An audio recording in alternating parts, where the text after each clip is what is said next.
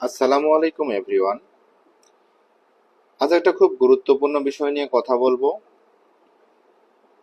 তো আমাদের বাসায় বিভিন্ন সময় আমাদের গৃহস্থলী কাজে বা বিভিন্ন আহ, দুর্ঘটনার মাধ্যমে কাচের অনেক জিনিস ভেঙে যায়।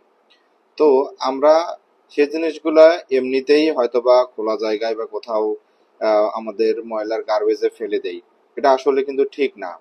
এই তো দেখতে পাচ্ছেন, আমাদের বাসায় কিছুদিন আগে থাইয়ের কাজ হয়েছে। তো এখানে অতিরিক্ত কিছু থাই গ্লাস যেগুলো কেটে রেখে দিয়েছিল। তো যেদিন এগুলো কাটছে সেদিন ওরা এমনিতেই বাইরে ফেলে দিতে চাইছিল, তো আমি বলছিলাম যে না ভাই, এগুলো এখানে রেখে দেন।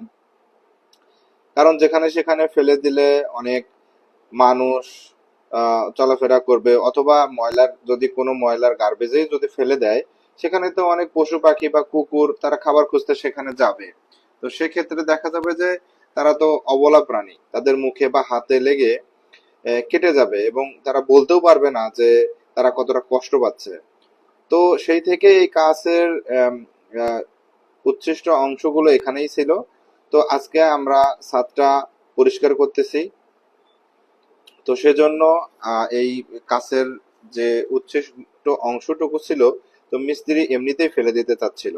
তো আমি ওদেরকে বললাম যে এর একটা বস্তায় ভরে সুন্দরভাবে বেঁধে একটা জায়গায় রেখে দিতে হবে, এবং যখন আমাদের আম, পরিচ্ছন্নতা কর্মীরা আসবে তাদেরকে আলাদাভাবে তাদের হাতে দিতে হবে এবং বলতে হবে যে ভাই, এটা হচ্ছে, এটার মধ্যে কাঁচ আছে, এটা তুমি সাবধানে যেখানে রাখা দরকার সেখানে রাখবা, যেন মানুষ বা অন্য পশু পাখি ব্যথা না পায়।